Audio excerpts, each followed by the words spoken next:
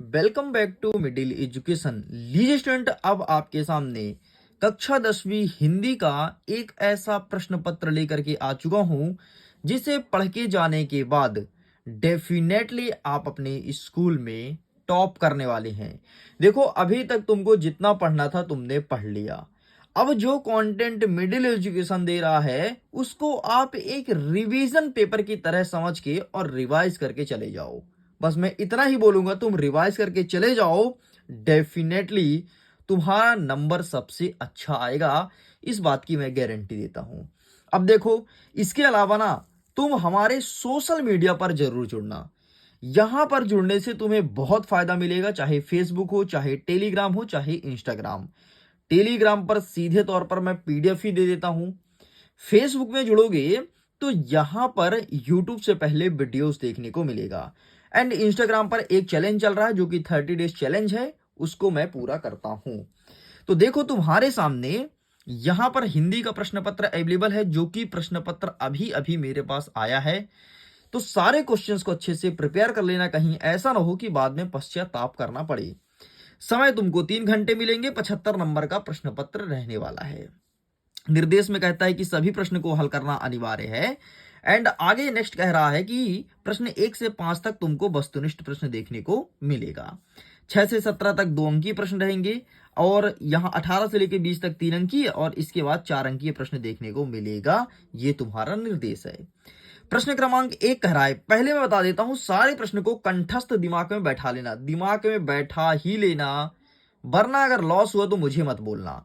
सारे प्रश्न को दिमाग में बैठा लेना। मैं फिर से बोलूंगा और वीडियो को शुरू करता हूं।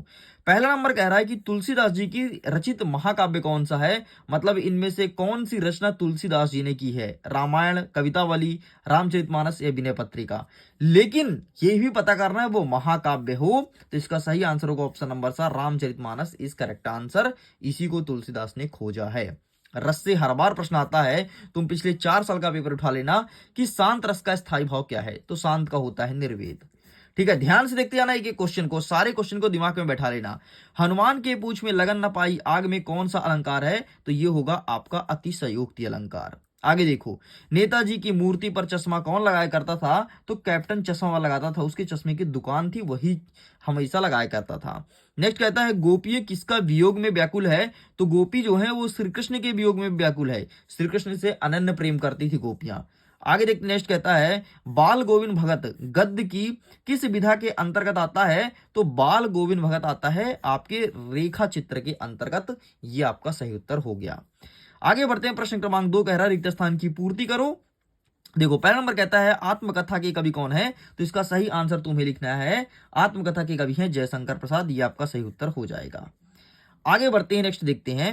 नेक्स्ट हमारा कहता है, रस के कितने अंग हैं, तो रस के वर्तमान में 9 अंग हैं। वैसे सॉरी रस के 4 अंग हैं। ठीक है, 10 प्रकार है लेकिन 4 अंग हैं, इस चीज को ध्यान रखना। आगे देखते हैं, दशानन में कौन सा समास होगा, तो दशानन आपका बहुब्रीहि समास है, क्योंकि 10 आनन का समूह अर्थात दशानन कहलाता है।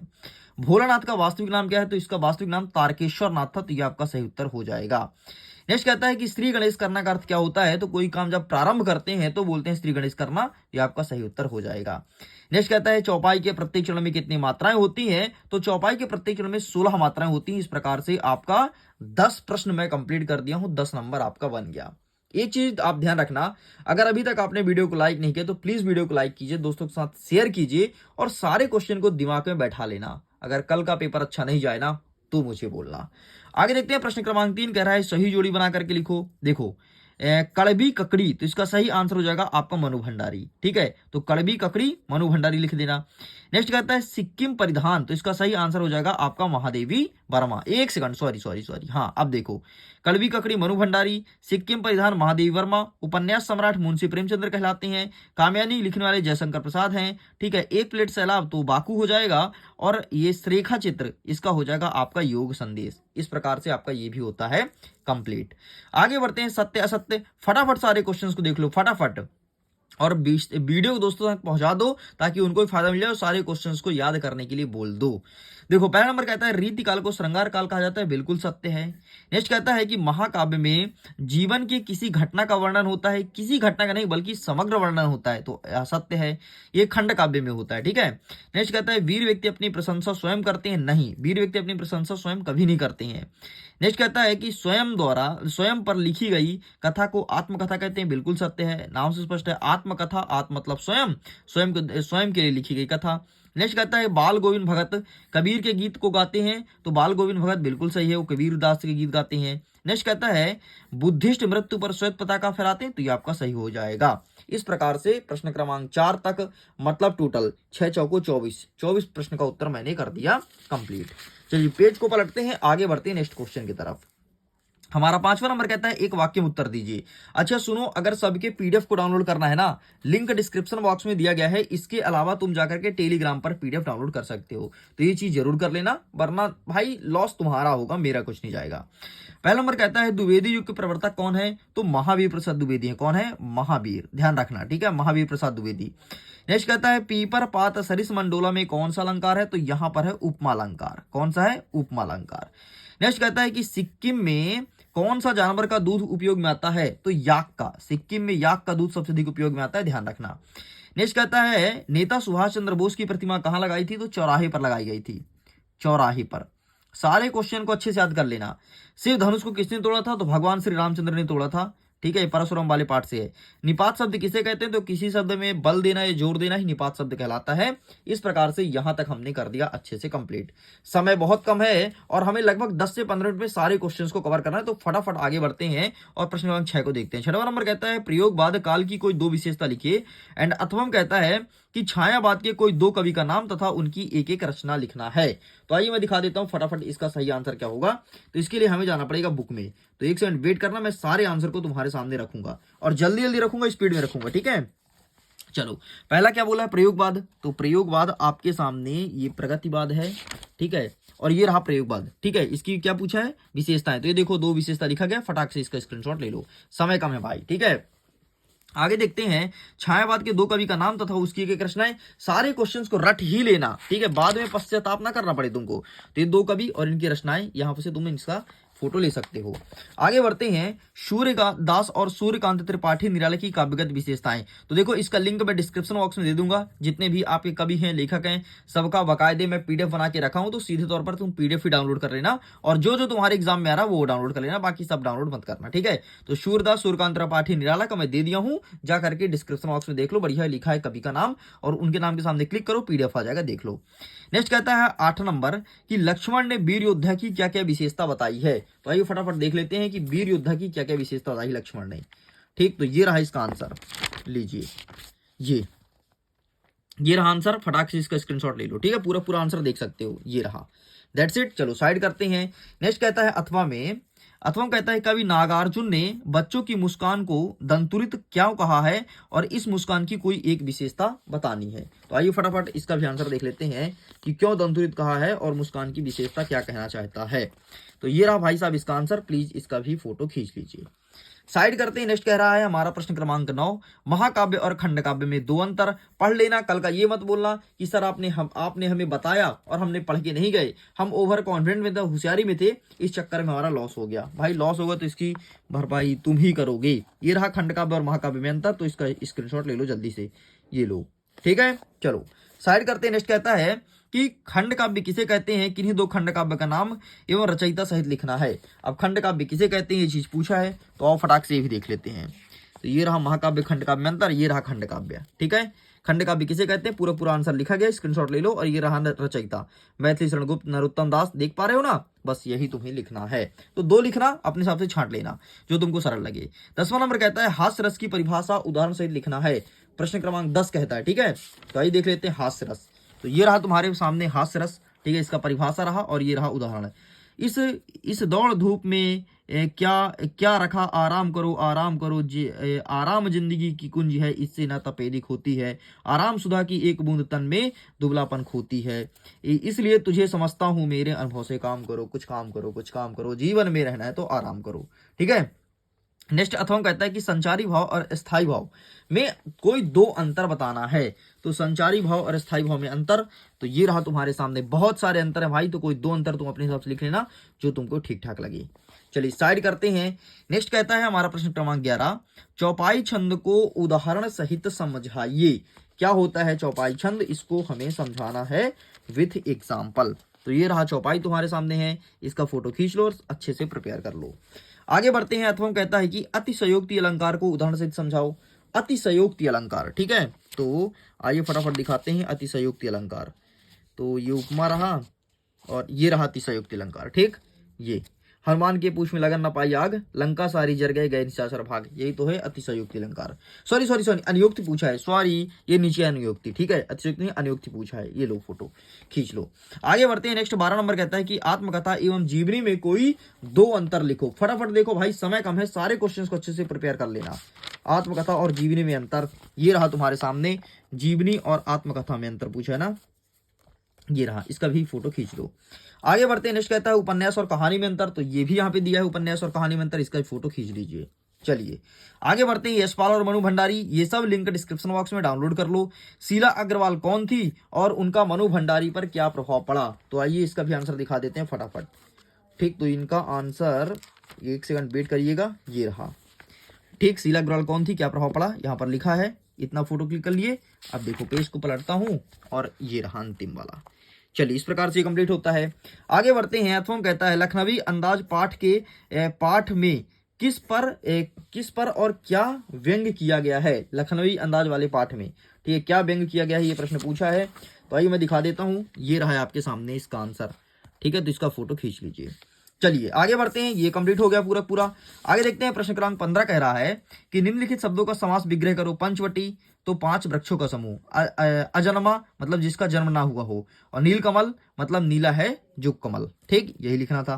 नेक्स्ट कहता है मुहावरे का अर्थ लिख करके वाक्यों में प्रयोग करना है। तो खून पसीना एक करना मतलब अत्यधिक मेहनत करना, जैसे राम कक्षा 10वीं में इतना पढ़ाई किया कि खून पसीना एक कर दिया।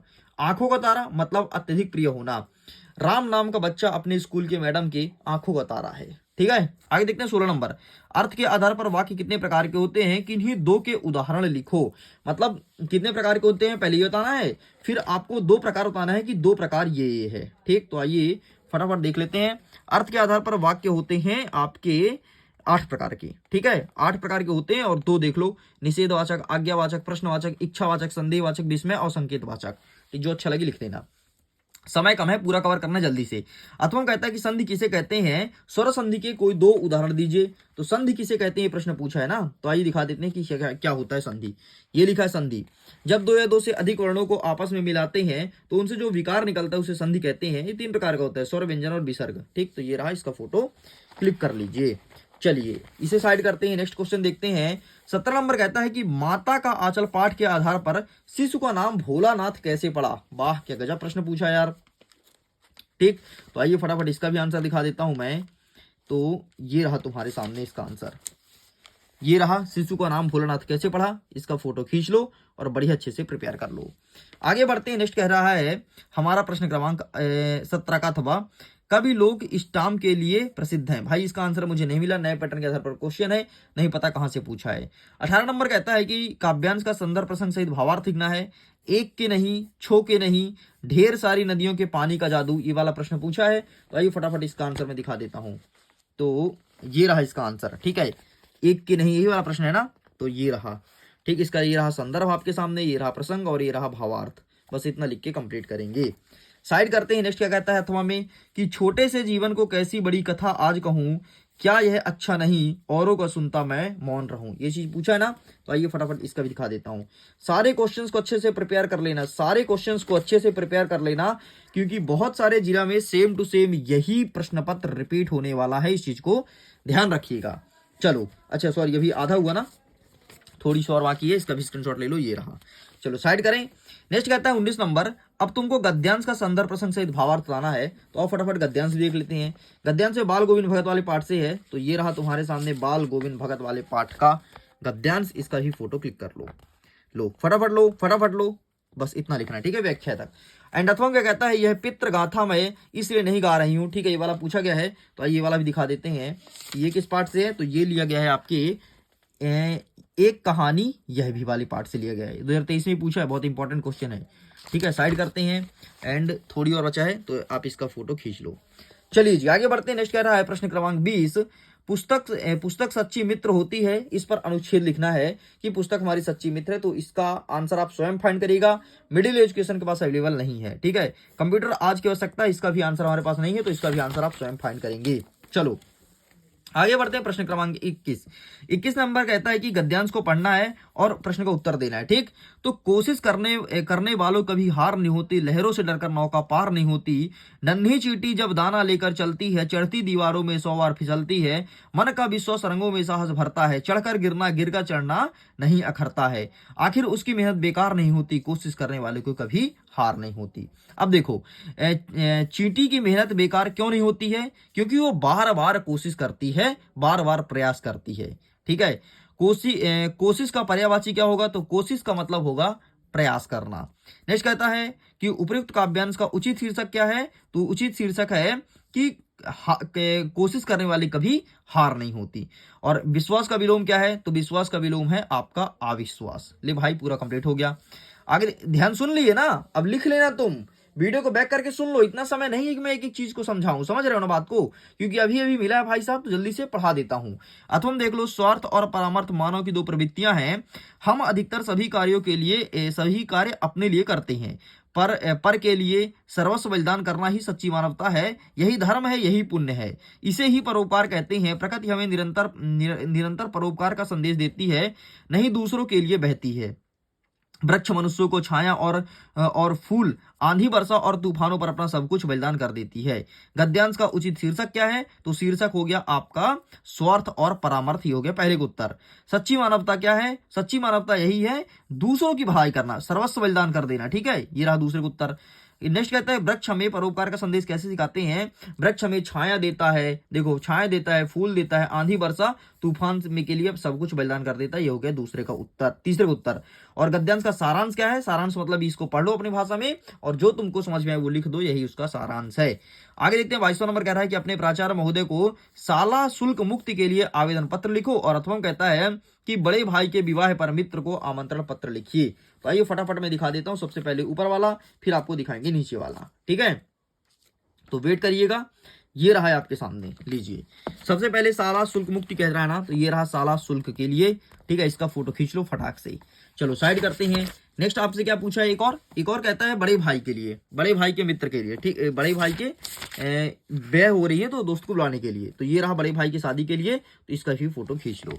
इस प्रकार से सब कुछ कंप्लीट हो गया। आगे बढ़ते 23वां नंबर कह रहा है किसी एक विषय पर निबंध लिखो। तो निबंध तुम्हारे पास होगा ही होगा, तो इसको प्लीज आप ट्रैक कर लेना या फिर देख लेना। इस प्रकार से मैंने सब कुछ कंप्लीट कर दिया। वीडियो पसंद है तो वीडियो को लाइक कीजिए, दोस्तों के साथ शेयर कीजिए, पहली बार चैनल को सब्सक्राइब जरूर कीजिएगा। सारे क्वेश्चंस को पढ़ लो, पीडीएफ को डाउनलोड कर लो, लिंक डिस्क्रिप्शन बॉक्स में दिया है। Okay, bye bye.